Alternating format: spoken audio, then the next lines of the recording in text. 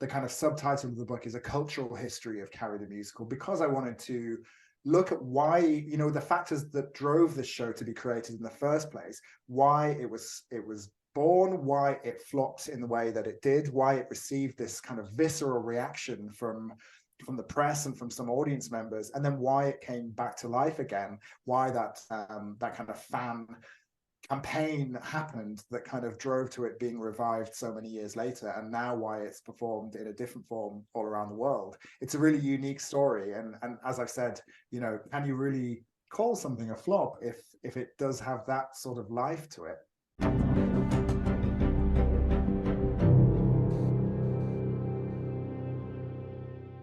Want to listen to this Ivory Tower Boiler Room or True Crime in Academia episode ad-free? Head on over to our Patreon, patreon.com/Ivory Tower Boiler Room, to listen to all of our podcast episodes without any ads. You get access to our video episodes, our bonus episodes, and even more exclusive content, including merchandise. It only starts at $5 a month, so head on over to our Patreon. Again, it's patreon.com/Ivory Tower Boiler Room.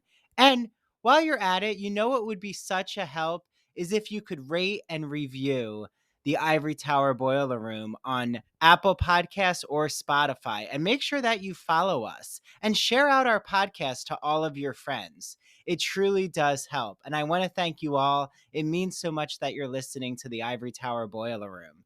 I hope that you enjoy this episode.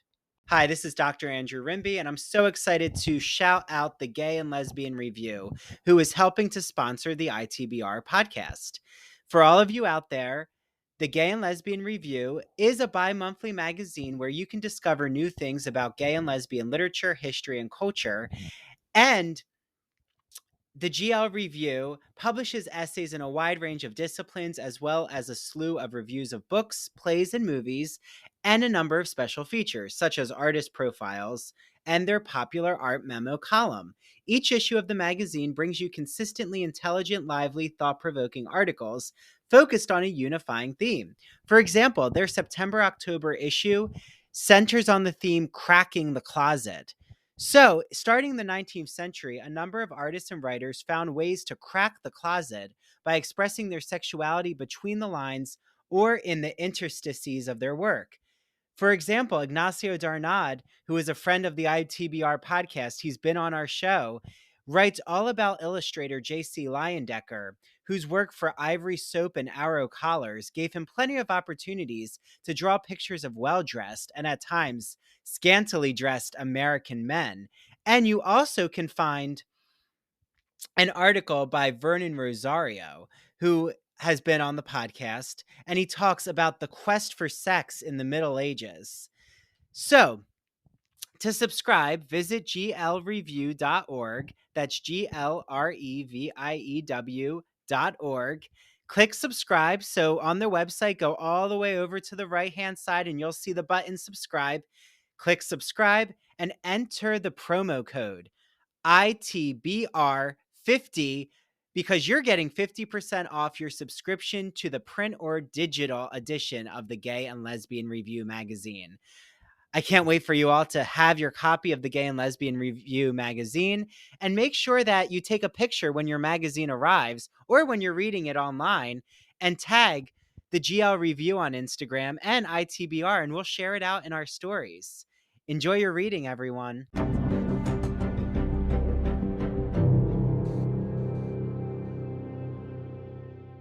Hi, everyone. This is Dr. Andrew Rimby, and welcome back to the Ivory Tower Boiler Room.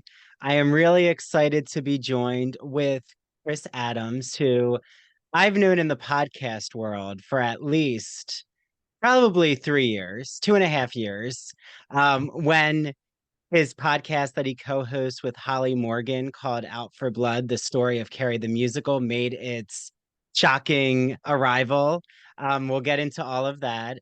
But I first want to let you know that he met actually Holly, his co-host, when he directed her in a student production of Bat Boy the Musical at the Edinburgh Fringe in 2006. Ever since, they've shared a passion for offbeat musicals, particularly those where everybody's dead by the curtain call. I love that. Well, that makes sense with Carrie. In the real world, Chris works in marketing in London's glittering West End, and he's worked similar roles for several London venues and producers. He's also a keen director in the city's thriving amateur and community theater scene. So, without further ado, here is Chris. Hi, Chris. Hi, Andrew. Thank you for having me. Wow, what an introduction. Well, I have to be suspenseful while also hitting all the high points or flop points in the case of Yeah, Carrie. yeah, So, I remember having just learned about Out for Blood, your podcast with Holly. Um, First, because I had a fascination and love, as so many in your book do. For everyone out there, we're going to be talking about Chris's new book, titled Out for Blood. Out for Blood, a cultural history of Carrie the musical. And you do more than 80 interviews in this book. And what I'm fascinated with, maybe to start, is just like myself, when Carrie the musical entered everyone's vernacular. Like people remember vividly when they remember listening to the musical and just it was very secretive to discover it after it left the Broadway stage. yeah. So let's start there. Where do you remember learning about Carrie the musical? I think, like you say, so many people have found the show kind of by accident, and it becomes this kind of almost like this little cult of people that knew about the show and kind of desperately wanted to tell people about it. So when I was back many years ago, when I was a teenager, I was a huge reader. I used to read Stephen King's novels.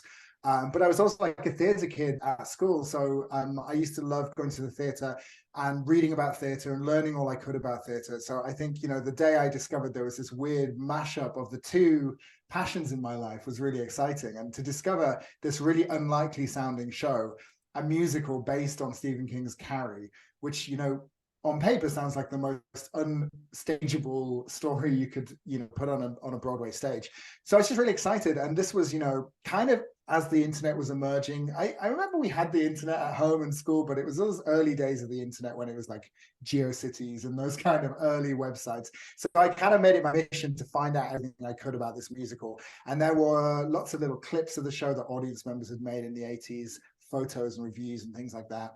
And it kind of lodged in the back of my mind. And later when I went to university, and as you say, when I met Holly, we kind of got a bit obsessed afresh with this show because we were both similar. We both loved kind of offbeat musicals and strange theatrical tales. And we kind of set about researching the show. But it wasn't until much later again, until COVID, when we got together and we said, wouldn't it be cool to kind of we were both sitting at home with not much to do, as all of us were in the same situation. And we thought, wouldn't it be cool to kind of track down the people who'd been involved in the creation of the show and kind of find out if the stories we'd heard about this infamous flop in quotation marks were true, and to kind of bust some of the myths that had developed over the years. And we just kind of set about doing it. And then we got enough. We initially kind of thought we'd make maybe 4 or 5 episodes of a podcast about Carrie, and we ended up, I think we're now on about 15 or 16. So we kind of, we were really, it was so gratifying to be able to speak to people who were just so passionate about this show that had been dismissed by so many people over the years as being this unmitigated disaster. To be able to speak to people who'd been there and kind of hear their side of the story was just so fascinating. And that's kind of how the story of Out for Blood started.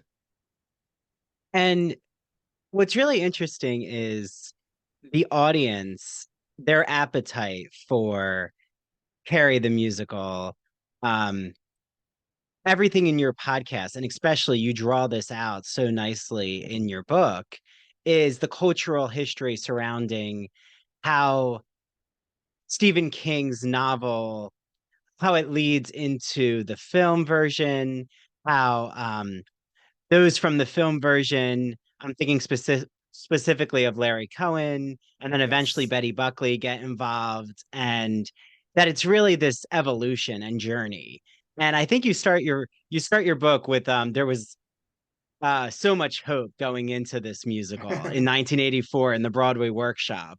And what's interesting though is like the audience really did drive the fandom around this. Like the cast, from everything I've heard in your podcast, from my research, from having Eric Champney on my show and like Yeah. his deep dive with his film and the master cut and all of that, that the cast really took a little while, especially Lindsay, I would say, who everyone out there, if you don't know, Lindsay played Carrie on Stratford and Broadway in the Yeah. original.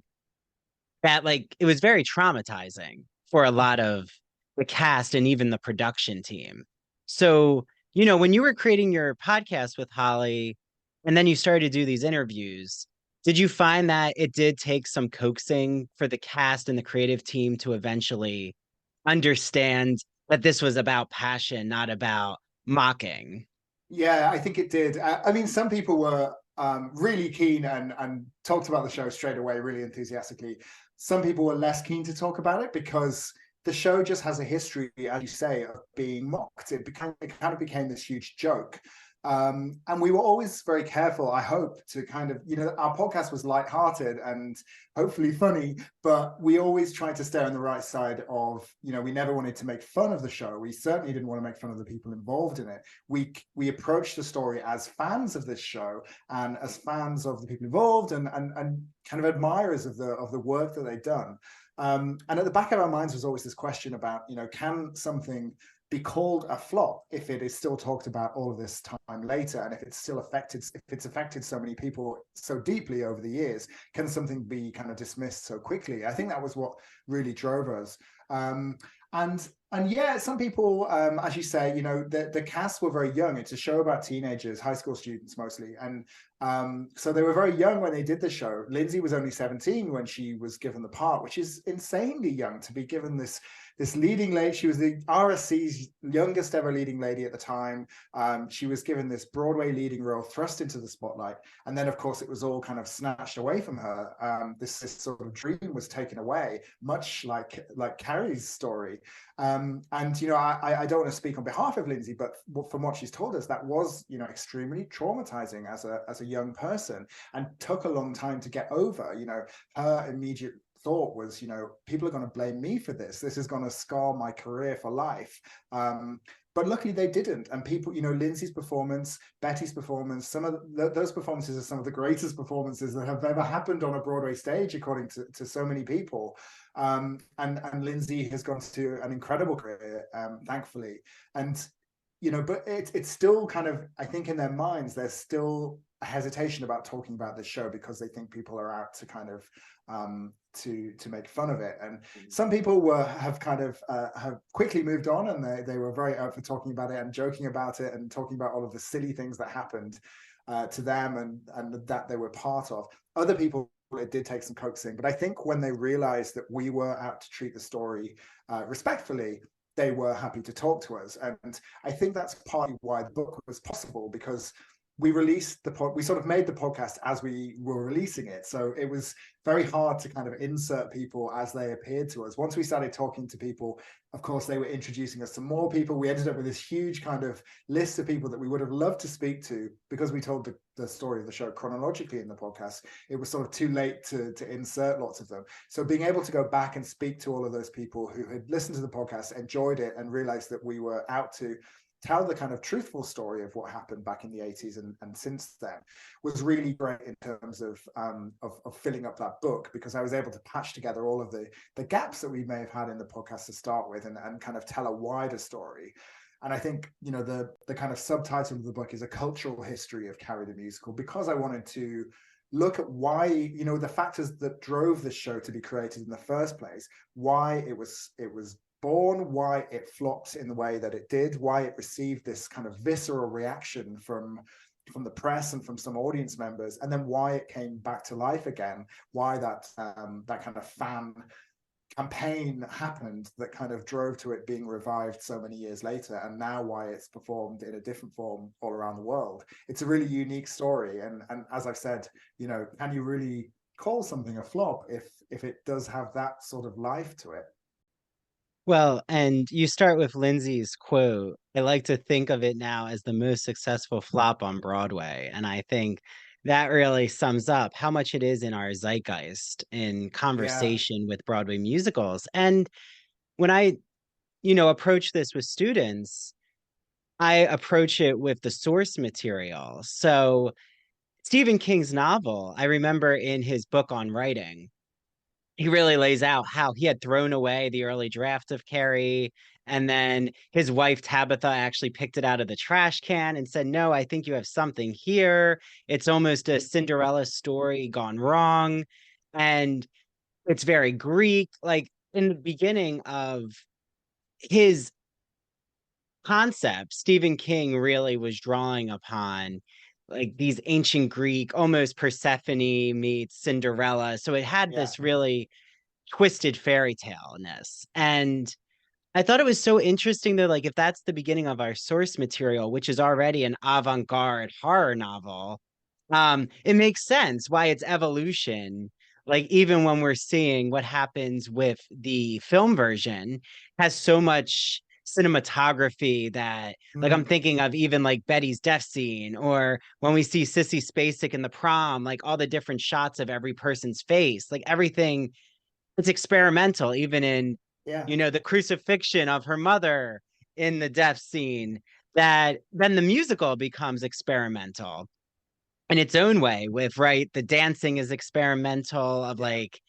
pop, pop flashy 80s Debbie Allen choreography meets the tragic opera. And yeah, yeah, yeah, but it does let all the performers like it's so refreshing. And I maybe that's why we are so enthralled, Chris, because yeah. it lets the performers shine, you Exactly. And know? so, so many of them said, we may have been a disastrous musical, but we were never boring. And I think, Mhm. that's one of the reasons why the show has lived on in people's hearts and minds, because, there were hundreds of shows that closed quickly in the 80s and since then, but nobody talks about them anywhere near as much as this. And as you say, I think it's because it was so daring and so different for its time. It had to be, I think, because the story was there was, it had a daring director, it had a director known for working on classical plays mainly. And he brought that knowledge and experience to the show.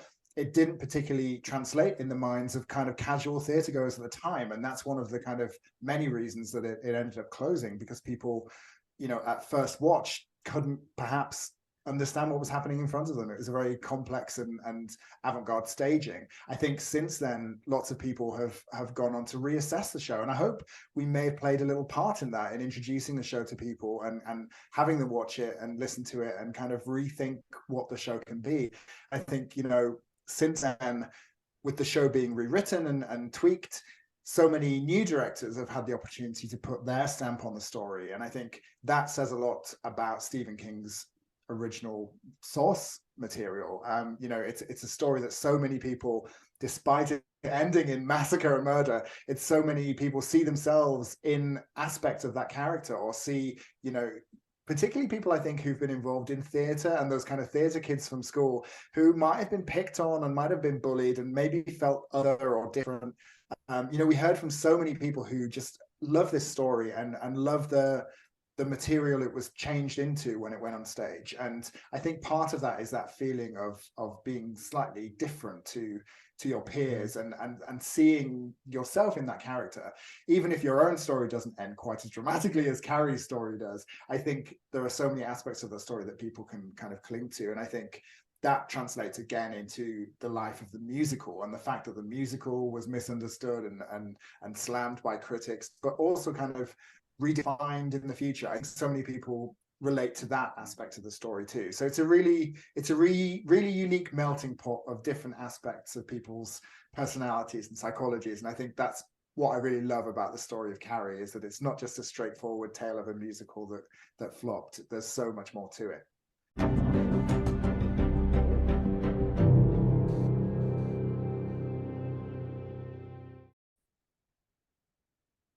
Hi, everyone. This is Dr. Andrew Rimby, and I'm so excited to be talking about Broadview Press. You might be asking, what is Broadview Press, Andrew?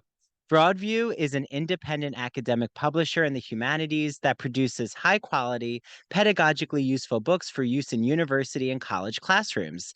They publish in the humanities, mainly English studies, writing, philosophy, and history, just to name a few genres. And recently, I had on Dr. Jason Holt, who wrote all about the philosophy of sport. And what better summer episode than to talk about what happens when a philosopher dissects the beautiful aesthetics of sporting culture? In the spring, I had on doctors Kyle Stedman and Tanya Rodriguez to talk about what is sound writing, how to make audio projects in the college classroom, how to even have your students create podcasts. And then in the winter, I had on Dr. Jeffrey Weinstock. He talked about analyzing pop culture. Yes, I even sneak in some Real Housewives questions and how to teach composition and make it fun. He uses this whole metaphor about being a mad scientist in this gothic lab.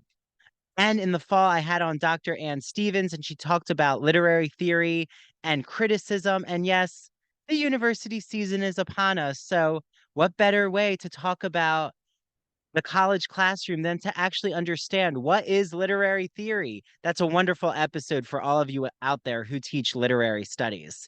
I love Broadview Press. Make sure you use their exclusive code. It's Ivory Tower on broadviewpress.com. You get 20% off all, all Broadview Press publications. Okay, until the next Broadview Press interview. And now back to the Ivory Tower Boiler Room. Hi, this is Dr. Andrew Rimby, and I want to thank you all for tuning into my interview with Chris Adams. I hope you all are enjoying it. There's more to come, don't worry. I just wanted to quickly jump on and let all of you know who are listening, who are probably either part of the LGBTQ community, you're theater lovers, I'm sure you're TV and film lovers. I have an exciting premiere happening on Wednesday. On Wednesday, I am launching the first episode of the Queer as Folk rewatch. So Ivory Tower Boiler Room, we're going to start rewatching iconic queer TV shows or just, queer cultural TV, film, Broadway shows like Carrie as well that have a large LGBTQ audience base. So on Wednesday, I'm going to be joined with Christian Garcia from That Old Gay Classic Cinema podcast. And we're going to premiere season 1, episode 1, recapping Queer as Folk. So that's a call for all of you out there listening from the audience. If you really love Queer as Folk, you want to join me for an upcoming episode of it, please reach out to me. DM me on Instagram at Ivory Tower Boiler Room or at Ivory Tower Boiler Room on TikTok. You can also email me, ivorytowerboilerroom@gmail.com. And there's also 2 upcoming book clubs. Ivory Tower Boiler Room, we are reading Parachute Women, which is about Marianne Faithfull, Marcia Hunt, Bianca Jagger, and Anita Pallenberg, who are all behind the Rolling Stones' success. So Elizabeth Winder is the writer. I'm going to be conducting a private Zoom book club with everyone who joins in the middle of October. And then Mary from True Crime and Academia has an exciting book that she's chosen, which is Halloween themed. So you can join either book club on Patreon, patreon.com/Ivory Tower Boiler Room. And then we'll see that you've joined the book club and we will get in touch with you and send you the Zoom link. Can't wait for you all to hear the Queer as Folk rewatch show and also join our book clubs. Okay, now back to my exciting interview with Chris Adams.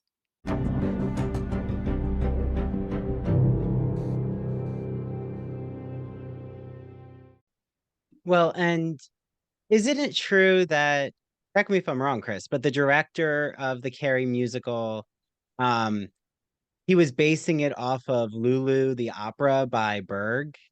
Or I remember something about Yeah. like Oh, that almost German expressionism enters the scene, like almost Bluebeard's Castle, like those Gothic operas. yeah, almost. It was actually two of the writers who saw Lulu at the Met in New York and were kind of, as they left. This is Michael Gore and Lawrence D. Cohen, who were the composer and the book writer of the show, and Cohen had also, as you mentioned earlier, he'd written the screenplay of the Carrie movie. And as they left the opera Lulu, which is sort of this very violent opera, which involves, all of these crazy twists and violent deaths. They sort of said, if Berg had been alive today, I bet he would write an opera based on Carrie. And they had one of those light bulb moments where they thought, actually, that could really work. And, they didn't end up writing an opera, but they wrote a musical. But I think it was a very different musical to the one they ended up seeing staged. Later, it was taken on by Terry Hands, who was the artistic director of the Royal Shakespeare Company. Who, as we've said, had this very kind of classical background. And in Carrie's story, he did see these kind of elements of Greek myths and biblical stories and fairy stories, and pulled all of those strands together into quite a unique, very unusual staging, let's say, which was not what people were expecting. It was certainly not realistic to the story. It was very symbolic, very avant-garde. It pulled together all of these references that I think a lot of people just didn't understand. And so they very quickly dismissed the show. They're expecting to see this kind of high school, high-kicking musical because they knew Debbie Allen was there and she was well known for choreographing and starring in Fame.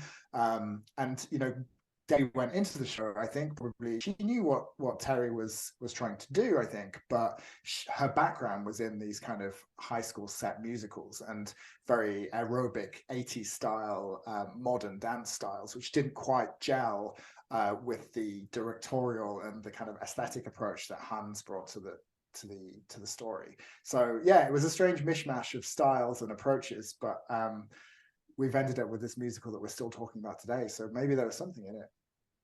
Well, and before Carrie, there was really no high school musical that really had so much dancing. Like, I mean, there was Grease, but I consider Grease a parody. Like, I don't consider it. Yeah, I mean, but right in the 80s, you had Footloose, but it wasn't a music on stage. It was right with yeah, Sarah Jessica Parker, Kevin Bacon. yeah, It's yeah, the film version. So, like, there's so much high school films that, Fame, like you've said, of course. And I even think Thank God It's Friday had come out. Um, yeah. so I like right, mean, we're in the disco age. So it's yeah, yeah. fascinating. I mean, Broadway was a very different place then, and this is something that I delve into a bit. When we think of Broadway now, we think of a very different set of shows. There are shows aimed very squarely at families. There are shows about teenagers and about young people and their problems and their everyday stories. You can go and see Heathers and Six and Legally Blonde and all of these kind of shows, which I know aren't on Broadway anymore, but they're very much in the kind of in the sort of musical theatre fans world. Back in the 80s, there was very little aimed squarely or about young people. It was the idea of putting what was ostensibly a horror story on stage was crazy. People laughed about it. It was a very Cats was probably the most different and challenging thing on Broadway at the time because it was this sort of sung through epic mega musical that had been imported from the UK and didn't sort of have a linear plot as such. But around Cats were all of these sort of hangovers from days gone by, lots of revivals of comfortable musicals that people could just kind of sit and enjoy and let it wash over them, lots of plays. So stuff like Carrie was very different and shocked people, and it was very hard to get people to part with their money because it was challenging and it wasn't easy. It was very different to what they were used to. You see it now when a very challenging new piece opens, particularly since COVID. People sort of want to know that they're going to spend their money and get a good night out and enjoy something that they're familiar with almost. So I think Carrie came about at a time where people just probably weren't ready for it. The themes of the show, the staging of the show, and the kind of cultural surroundings of the show all just didn't quite mesh to make it work. Particularly as Cats was taking everybody, people forget how massive Cats was. It was taking everybody's ticket money. It was huge. It had, it was sold out for years. Ticket prices were driven so high. It was scalpers were selling tickets for it extortionately high. It was just this huge dominant force on Broadway at the time. So any new show, particularly anything out of the ordinary, was up for a kind of fight when it came to getting audiences. Well, and when Carrie opens, it's also the same year as Phantom of the Opera. Yeah. And chorus line is still kicking, no pun Yes. intended, but which was I think really shaped a lot late 70s into early 80s, really revolutionized the behind the scenes type Yes. show. Then you get Right. Dreamgirls, like so it's very fascinating. Like you said, that's why the cultural history. I'm such a lover of context, like to understand where this fits in. And like I wonder with the cast or and the creative team too, of course, like how much do they now, because there's been so many years, right? Yeah. We're talking about 1988, it leaves Broadway. Yeah. Um, that do they think a lot or have opened up a lot to you and Holly about that context? Like, have they seen, oh, this kind of now pieced it together? Like you said, your book is an extreme jigsaw puzzle of not knowing where, but not having the pieces all in front of you. And has the cast recognized, oh, okay, this does make sense though. Like we were part of a moment, like we were part of something really Yeah. neat. Yeah, I think so. I think a lot of them knew that already. A lot of them said, it felt at the time like it was something very different. And it was the show that actors and dancers and singers wanted to be in. When the auditions were happening, they heard about this show being developed over the last few years and they were like, we need to be there, we need to be in the show. And all of the best dancers at the time were like, we are going to that audition, we have to be involved in this. And I think since then they have looked back and thought, it was a very different and daring production. I think, a lot of them with hindsight, particularly, when we started doing the podcast, we found that the show, I'm sure you remember, the cast was kind of divided quite uniquely. Half of them were from the US, half of them were from the UK. And it was a really kind of groundbreaking way of casting a show because suddenly you had these two very different cultures thrust together.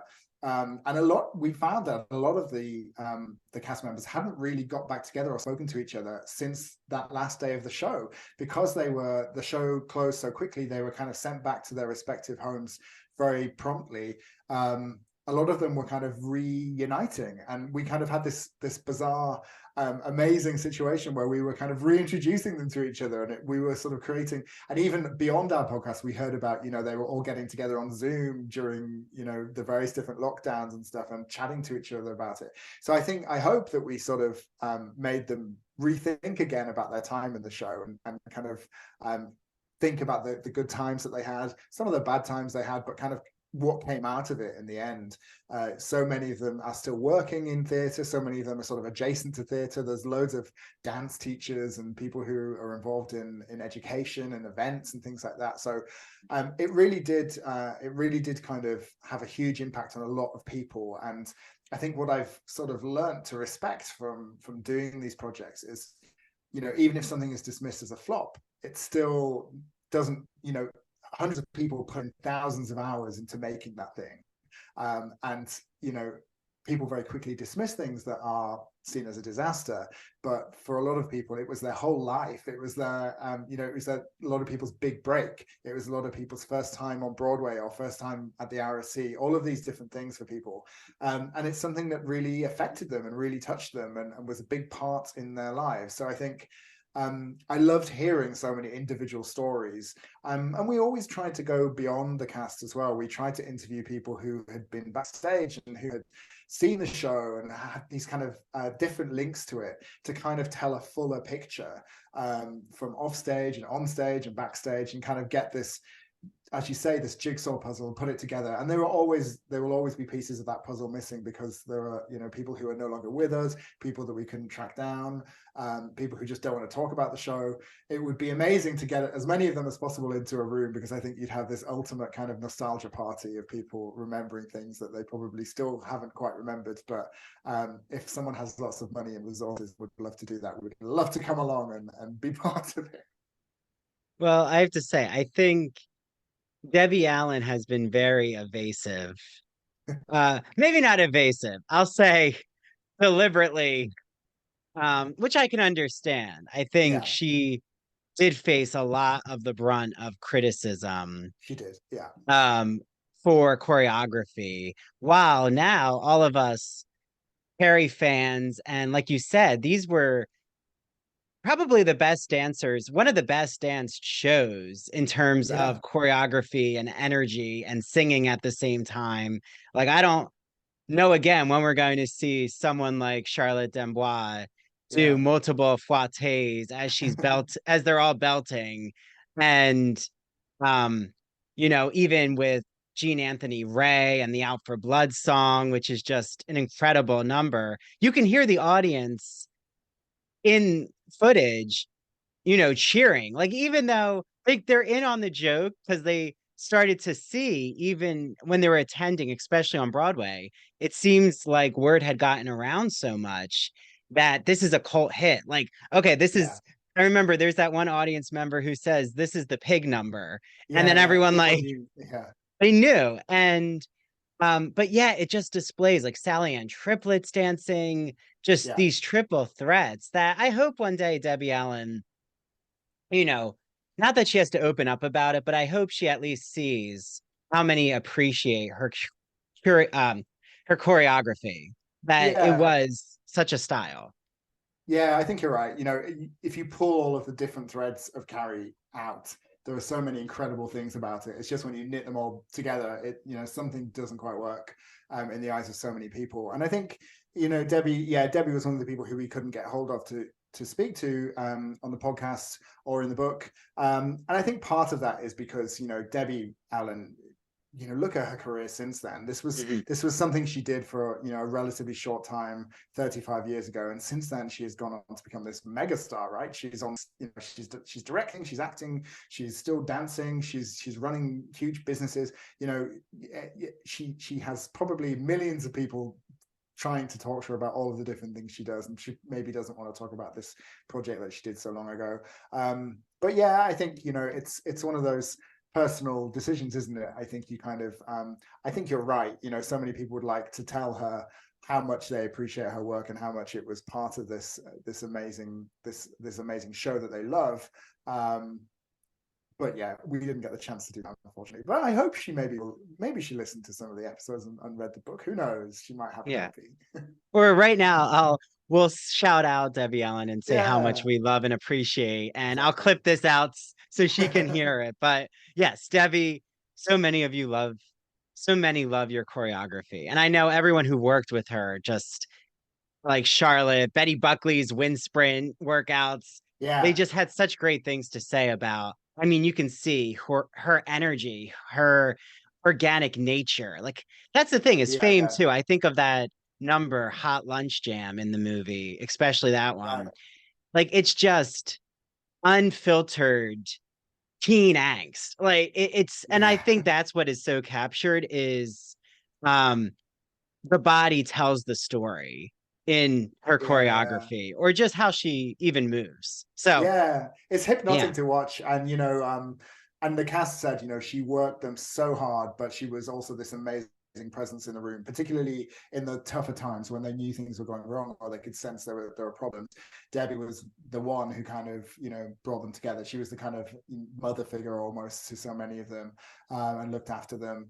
And they all admired and looked up to her because they'd seen her on TV. She was Mm. this, especially the Brits, to have this kind of Hollywood star, this TV star, this movie star come in and work with you so closely was, this huge opportunity. So yeah, they all seem to love working with Debbie. Yeah, well, and I think we have to mention, or just because I know you've had so many in the Carrie universe in your ears, literally, because you are wearing headphones, that I keep falling did out. you, well, I think an aspect we don't talk about is the brilliant, well, you do, of course, but I'm speaking for the broad musical theater public here, is the amazing orchestrations. And I'm wondering, did you ever have a chance to talk to, or in your book, for those who I want to purchase your book, do you ever get anyone who is part of the orchestra or like remembers those orchestrations? So I was able to talk to, in the book, the original orchestrators and the original musical directors of the show, and they gave a bit more insight than we were able to include in the podcast, which was really fascinating. And I don't read music. I don't have a lot of music theory, I suppose, but I kind of, it's just so interesting to hear people talk about how that process works. And I think learning about that was something that I really loved when we did the podcast. I always assumed that, the composer of a musical does their work, hands over the sheet music, and off you go. But no, it takes these amazing people to kind of bring the music to life for all of the different instruments, for all of the different singers, the singing types. So yeah, to speak to those people was fascinating. We didn't actually get to speak to anyone in the band. I really wish we could have done. Yeah, it was just one of those, there were just quite a lot of them. They were, the musical directors and the orchestrators, I suppose, were used to tell the story of the music. I would have loved to speak to have spoken to Harold Wheeler, who kind of reorchestrated the show when it got to Broadway. I wasn't able to reach him, but he sort of changed the sound of the show. It became a very different sounding show once it got to New York. So to compare the two is really interesting, and people who are very intense fans of the show can listen to those bootlegs and those individual performance recordings and see almost the daily changes in the music and how it was how the sound of the show was changing as time passed. And I think that's such a unique and amazing thing to be able to do with a show from so long ago. Usually you get a cast recording of a show, and that's kind of its definitive record. Carrie doesn't have a cast recording, but it does have this kind of archive of different audience recordings, both audio and video recordings from different places. And so to be able to kind of do that analysis and see how the show was changing day to day kind of shows you how slightly chaotic it was, but also how changes were being made daily and how people were having to learn new stuff in the day and perform it that evening. So yeah, a really interesting angle to hear about, I think. Yeah, well, and it's interesting too how in your book you draw so much attention to, like you've brought it up in this discussion, but the US compared to the UK, like that's even in the way the music transfers over to Broadway. Like the what Yeah. I would describe is there's a very rock heavy aspect that happens on Broadway, like even in the opening overture, that like it's almost even more brassy. And I wonder again, is that because of the Broadway audience? Is that for an American type Mm. sound and then muting it a little for Royal Shakespeare Company? Um, Yeah. even the Possibly. cast. Oh, sorry, Yeah. and the cast had that kind of personality too. I just remember that, like, Yeah. the Brits learned about being more energetic, not Yeah. energetic, Yeah. but Yeah. being like blunt and Outspoken. outspoken. And then the Americans learned how to be a little more disciplined. Yeah, exactly. I think, yeah, there was this, the Brits talk about this kind of friendly tension that developed between the Brits and the Americans when they all got together, because the Americans were so kind of forthright and, they charge to the front of the rehearsal room and do their numbers, whereas the Brits would always kind of hang back a little bit and be a bit judgy. But by the end of the process, they were all kind of so close and learned so much from each other, as you say. I think the music point's really interesting, and the reason given by the writers for the change was that originally they were trying to merge the two worlds of the show into one cohesive sound. Originally there were two orchestrators, one who kind of tackled the slightly more operatic mother and daughter numbers between Carrie and her mother. The other orchestrator kind of dealt with those pop numbers that were set in the school scenes. I think by the time they got to Broadway, according to the writers, they wanted the sound to be a bit more cohesive and similar across the show. But I think that I'm sure there are kind of other cultural reasons for what people were used to hearing on Broadway. Wheeler had recently orchestrated Dreamgirls on Broadway, and so he was kind of like, it still is, he still orchestrates shows now, but at the time he was very flavor of the month, I guess that's the phrase he used. People loved his work in Dreamgirls, and perhaps they wanted to emulate that success and that sound. So yeah, there were so many different, depends who you ask, you get different answers for different things happening on the show. People remember things so differently sometimes, but yeah, it's a really interesting question. Well, so what was something, and again, I don't want you to reveal it all because it's in your book, but like what was something that you learned? Because you've been with Carrie the musical so long in just thinking about it, listening, hearing different insights. Is there something that really blew your mind, especially when you were writing your book, like something that came Yeah. out because of the writing process that we would be surprised about? One thing that always, I mean, I've been kind of living in this material for so long that I forget what sort of surprised me the first time round, if that makes sense, because there are so many brilliant individual stories from people. I think there are so many stories that make you just sort of say that can't be true. You know, when you hear about these slightly chaotic rehearsals and performances where things would go wrong, and you know, the whole Barbara Cook story is just this fascinating. The more you delve into it, the more brilliant and hilarious it becomes, because Barbara was playing Carrie's mum here in the UK and basically hated the whole experience. When I was writing the book, I spoke to someone who was a big fan of hers at the time, and he had sent her a letter saying that her performance in Carrie, despite the rest of the show not being to this person's taste, her performance had been great. And Barbara sent this brilliant letter back where she was like, I hate it. There are only 8 days left and then I can get out of this, you know, piece of crap. And, you know, she just these brilliant kind of communications from Barbara, who just sounds like the most hilarious person. One thing that I was really surprised about, the kind of ultimate twist of this story, because you sort of assume that at the end of the tale, everyone goes their separate ways.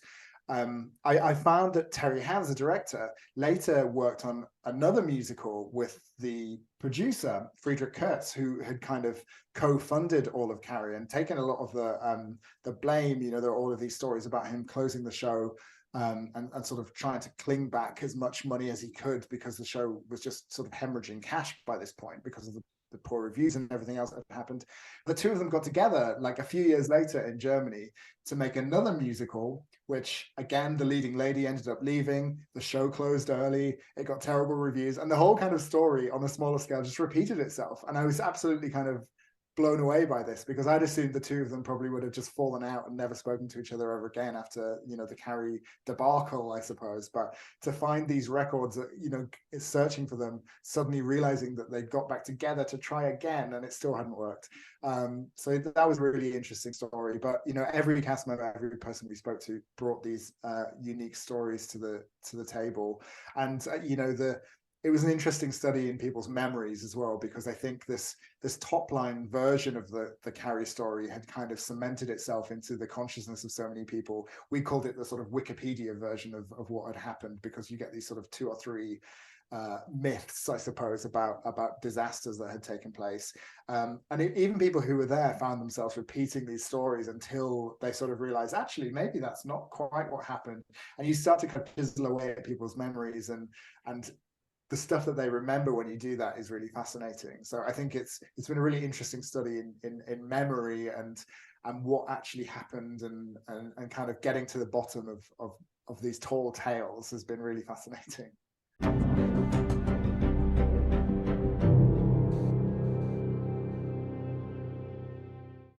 Hey, Ivory Tower Boiler Room listeners and true crime friends. You've heard me gush over this incredible woman and her beautiful products. I'm talking about Mandy Made It. Mandy makes customized and original crochet and pre-cut goods. They are the perfect, unique, one-of-a-kind gift for literally anyone in your life. And she makes incredible home decor. I still have my pumpkins that I put out every fall. I just love them.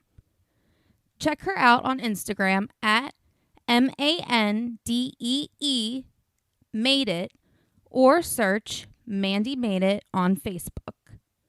To order, just slide into her DMs, and if you mention the Ivory Tower Boiler Room, you will receive a free personalized gift with your first order. So, go on Instagram and look up at Mandy Made It, and Mandy is spelled MANDEE. Again, her handle is at Mandy Made It, Mandy spelled MANDEE, and order today. LGBT stories are universal, but each one speaks to the individual heart and soul of the writer telling it. Do you have a story to tell? Or have you been moved by an LGBT book, film, painting, television show, or other form of media? Then the Gay and Lesbian Review wants to hear from you. The GNLR believes in bringing awareness to queer art and artists through reviews, commentary, and thought pieces in which the author relates their personal lives to a particular piece of art, a novel, a movie. In addition to the print magazine, the GNLR also publishes articles on its blog. So you can see all of this on glreview.org. That's glreview.org. Remember, you get 50% off your subscription of the GL Review magazine when you use the promo code ITBR50. That's 50% off your print or digital subscription when you use promo code ITBR50. To learn more about submitting an article for the GNLR, visit their writer's guidelines. The link is located at the bottom of their homepage. And if you have any questions, email Stephen Hemrick. That's STEPHENHEMRICK@glreview.org. The GNLR and its readers can't wait to see what you have to say. Hi, everyone. This is Andrew, and I am interrupting what I know is such an exciting Ivory Tower Boiler Room episode to tell you all about one of my favorite podcasts. It's called That Old Gay Classic Cinema, and it's hosted by Christian Garcia. Christian is joined with guest co-hosts to talk about classic cinema films that we know and love, and he analyzes them through a queer lens. So he's talked about The Sound of Music, Alfred Hitchcock, The Wizard of Oz, Sleeping Beauty, 101 Dalmatians, and recently Hello, Dolly. I actually was on his first ever episode to talk about my love of The Sound of Music and playing Captain Von Trapp in my high school musical. Then I was joined with Mary DePippi, the host of True Crime in Academia, and our friend Travis Roundtree to talk about Alfred Hitchcock's Vertigo. Mary just had Christian on True Crime in Academia to talk about female poisoners, including the evil queen from Snow White and actual real life female poisoners. So Christian's podcast is the best. You must add it to your listen list. After you listen to this episode, make sure you head over to That Old Gay Classic Cinema on Apple and Spotify. Make sure you follow him on Instagram at That Old Gay Classic Cinema. And he's also on TikTok. Don't forget TikTok. Okay, I can't wait for you all to listen to That Old Gay Classic Cinema. And now back to the Ivory Tower Boiler Room.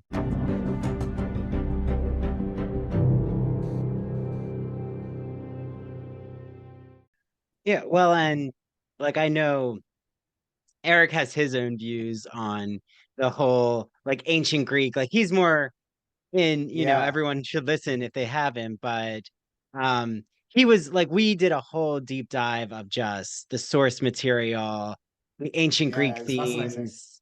And like he wants to explore the psyche of Terry Hands, like more of the directorial approach. But I think that what's so important you talk about, Chris, is how we create myths or how myths are built and in our own minds and memory. And like the whole, if someone had misheard about make it like Grease the musical or ancient Greece, is that kind of slippage. And again, like a whisper down the lane of, Yeah, yeah. the only ones who will really know is Carrie Hands, who sadly is no longer here, Mm, maybe Debbie Allen, because she had been given direction by him. mm, And even the creators might not have been in that room when that happened, because, like, as you yeah, talk about, the composer and the writer, yeah, they're not there in the thick of yeah. it in the rehearsal process with Debbie Yeah. Allen and Terry Hands. Yeah, especially on this show, the writers talk quite a lot about feeling excluded from the rehearsal process because they didn't like the work that was unfolding in front of them. It wasn't what they envisioned, and they talk about being essentially cut out of it and not being able to kind of give their notes and not being able to make adjustments. Even when the show had been planned here in the UK, they weren't able to kind of step in and suggest changes, or that's the story according to them. And yeah, so it's a unique show in that it suffered from you know, it became a bit more fractured from what it was originally envisioned to be, I suppose. But yeah, it is an interesting case study in urban legends and myths, and what becomes true in people's minds. And I think that's been part of the pleasure of diving into this story, is kind of trying to unpick that truth and find out what really happened. I was amazed to find that, you know, someone hadn't already tried to do it. You know, it's such a kind of infamous story that, you know, a lot of the tales had just become true. And as you say, we unpick the Greece versus Greece thing in a bit more detail in the book. And yeah, I mean, your episodes with Eric were fascinating. And, you know, we've always said that, you know, we'd never tried to, we did have a couple of episodes where we described what happened in the show from the perspective of all the people who were watching it and taking part in it. And I do the same in the book across a couple of chapters by piecing together kind of review quotes and quotes from people involved. But it's fascinating to hear someone like Eric, who is a creative person, you know, a director, a writer, rip the show to shreds and kind of try and piece it back together and try and figure out what was happening in the mind of the people who created it. Really interesting.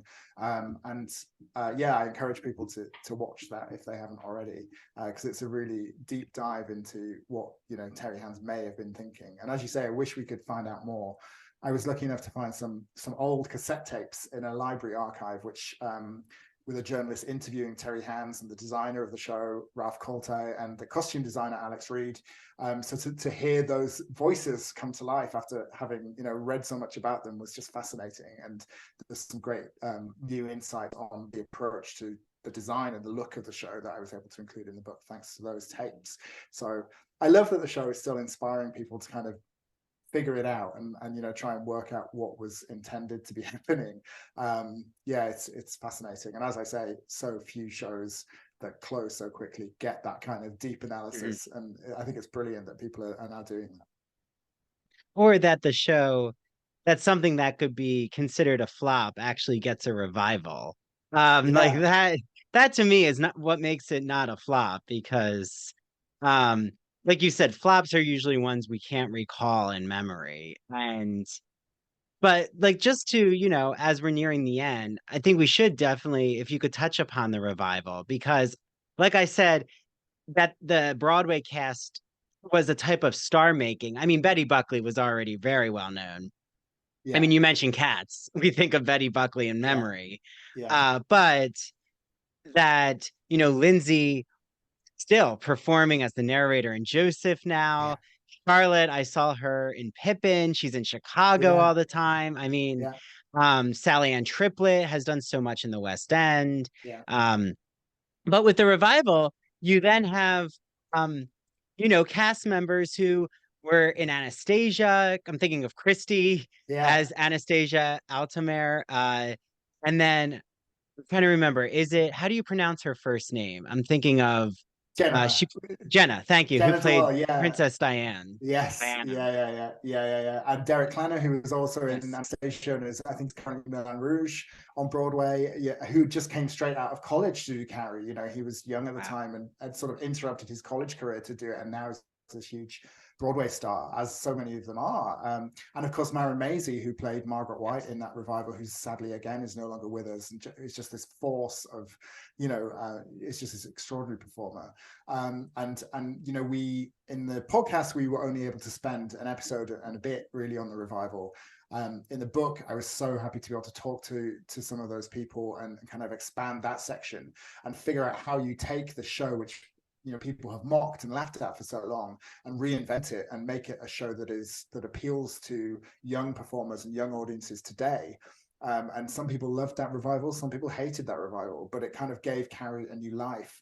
And, you know, now when people are doing that show, they don't think of it as a flop. You know, when people are performing that show in community theatre groups or in colleges, they're really excited to be part of it. It's a really unique, challenging show for people to be part of. It makes you really think about how to do, you know, the staging, how to you know, the music is challenging. It's a really fun, modern, unusual show to do. And I think, you know, the fact that a whole new generation of people are discovering this story that King created all of those years ago in a different form again is really amazing. And, you know, there's a brilliant sort of story behind that revival of the demand from fans to see the show reinvented through the 90s, when so many people heard about this show for the first time but weren't able to experience it. It was always kind of just out of their reach. They were able to watch crackly old videos of it and listen to cassette tapes of it, but they weren't ever able to see it. They could just hear about it, and it was this sort of tale passed down. So to kind of to have that force of fandom behind it to eventually lead to a reinvention of the story, I think is a really amazing end to the tale of Carrie the musical.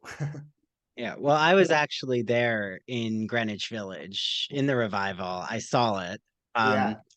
And it is just fascinating to think of, you know, that there was an Anastasia, Princess Diana, Derek in Moulin Rouge. Again, I think Maren Maisie I had also seen in Next to Normal. She was incredible. Yes. Yeah. Such a beautiful, empowering presence, Yeah. performer, powerhouse.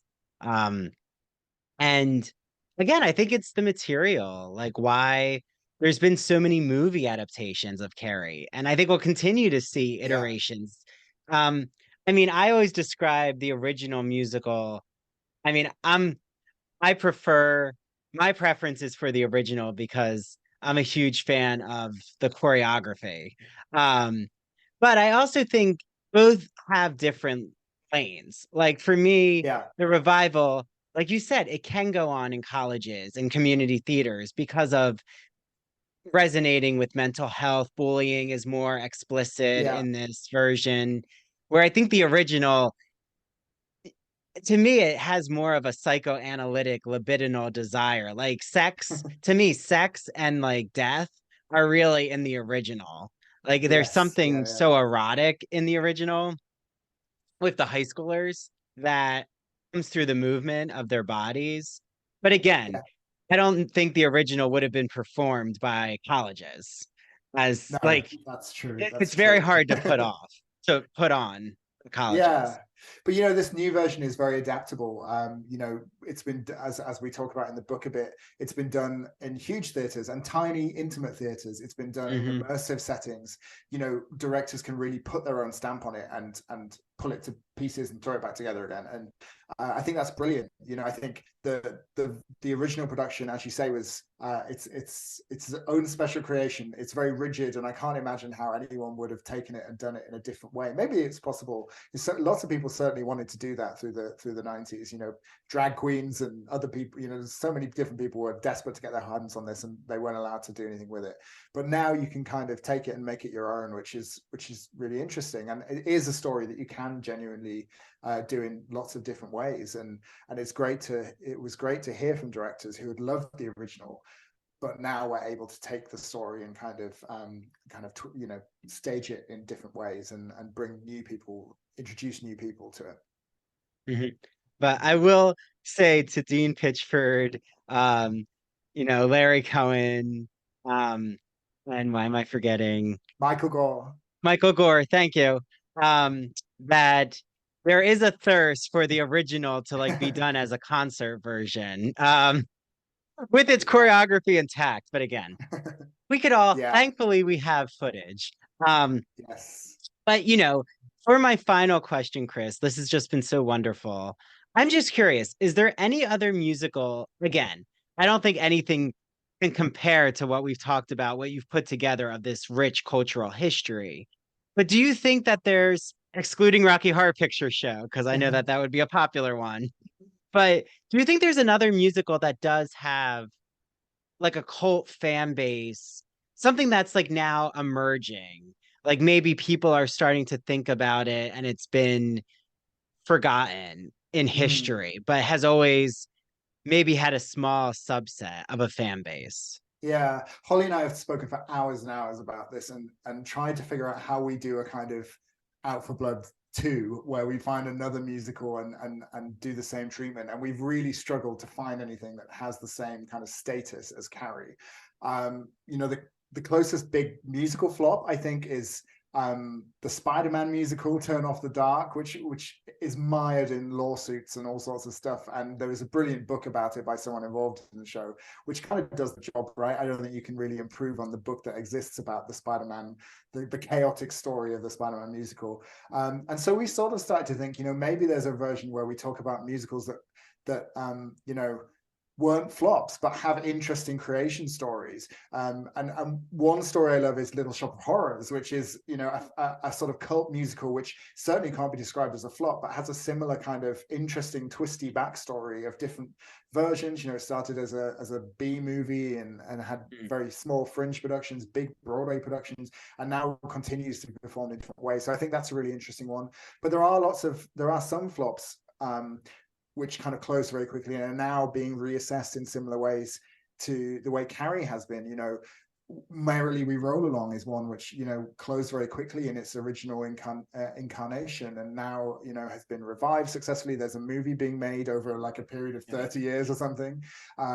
Stuff like stories like that which were dismissed very quickly but have come back. Parade is a really interesting one. Parade is a brilliant musical, but didn't last very long in its original Broadway show, and is now back, and new people are discovering it and kind of being introduced to it for the first time. So I don't think there's ever, as the poster said, there's never been a musical like her when it came to Carrie. And I think there isn't ever going to be quite the same twisty-turny, chaotic story of a musical. The book that came out very quickly after Carrie closed was called Not Since Carrie, and that the premise of that book was that there would never be a flop quite as disastrous as Carrie was.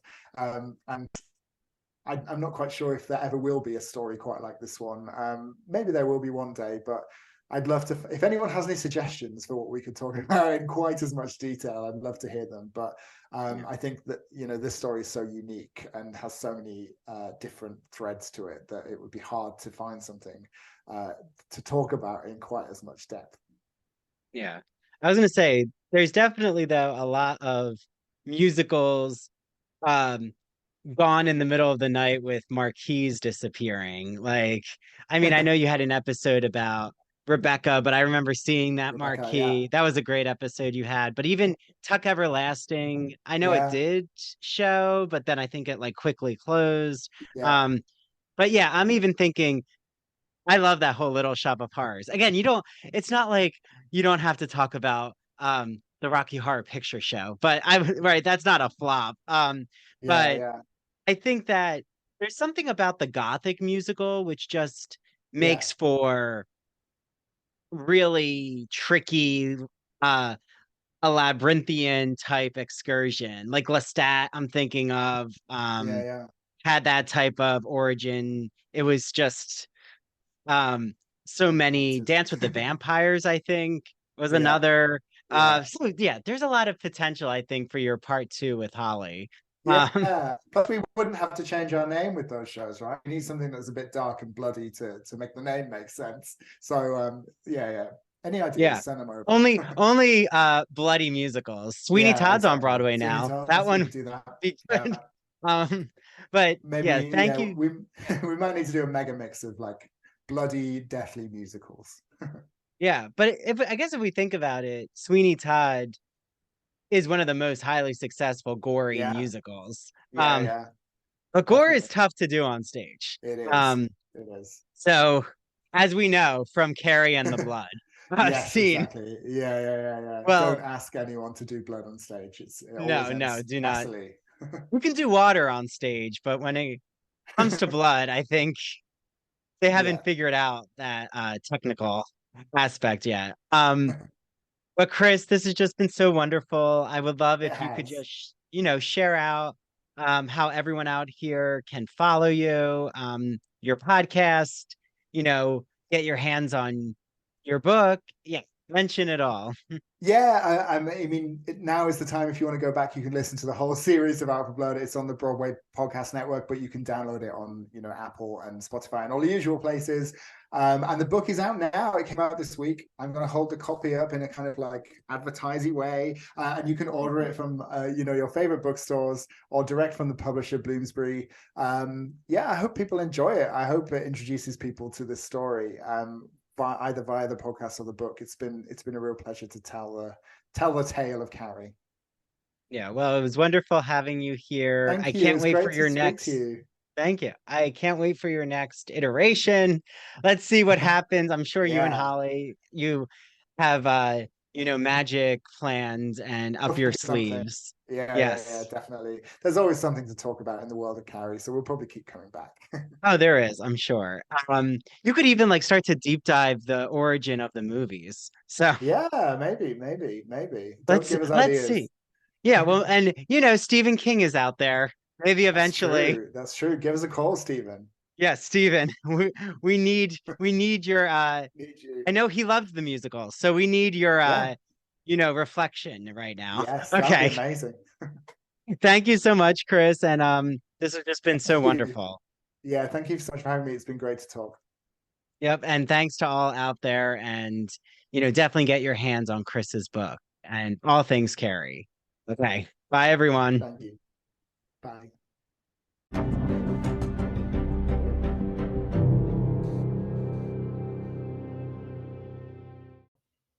Hi, this is Dr. Andrew Rimby. I want to thank you so much for listening to the ITBR and TCIA episodes.